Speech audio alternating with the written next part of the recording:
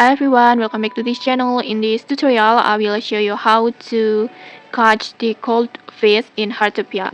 This fish is so beautiful. It has a orange with gold hand like this. I think it's so beautiful. And to catch this fish, you can go to the Meadow Lake.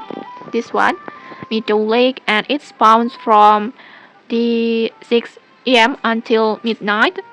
And it only spawns at the rainy and rainbow weather. So just go to the Meadow Lake at the rainy or rainbow. Just go to this area.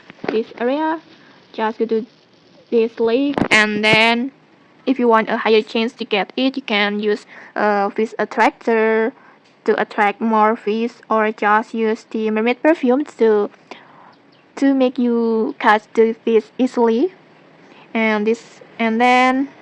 So this item is very useful to make you easy when you catch this fish. And okay, that's it. If you found this helpful, don't forget to like, comment, and subscribe for more tutorials. Thanks for watching, and see you.